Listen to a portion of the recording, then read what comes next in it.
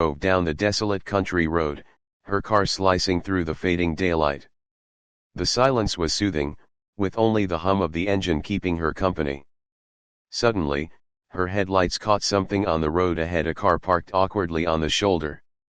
Its doors were wide open, swaying slightly in the evening breeze. Emma slowed down, her curiosity piqued. She scanned the car as she passed, her gaze lingering.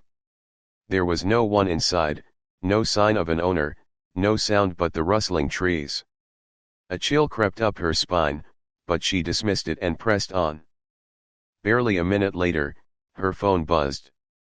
Then it buzzed again. And again. Startled, Emma glanced at it. The screen lit up with an onslaught of messages. Each one bore the same words, "Don't run." Her pulse quickened. The messages wouldn't stop. She swerved to the side of the road and hit the brakes.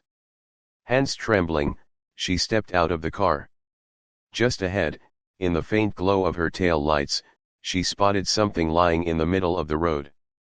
It was a teddy bear, its fur matted and dirty. On its belly, scrawled in red, were the words, "Don't run." Emma's breath hitched. She hesitated but then scooped it up and hurled it into the bushes. "This is ridiculous," she muttered, trying to calm her racing heart. She got back into her car and drove off, determined to put the eerie encounter behind her. But peace didn't last long. A sharp, guttural sound echoed through the car, freezing her in place. She glanced at the rearview mirror, and her blood ran cold. There it was, the teddy bear sitting upright on the back seat, staring straight at her. Emma slammed on the brakes and stumbled out of the car, her mind reeling. She circled to the back, determined to confront this nightmare. As she opened the trunk, her stomach turned. The same teddy bear sat inside, its lifeless eyes boring into her soul. This time, the words on its belly read, "No way out." A scream escaped Emma's lips as the teddy bear began to move. It lunged at her with an unnatural speed, pulling her into the dark void of its malevolent embrace.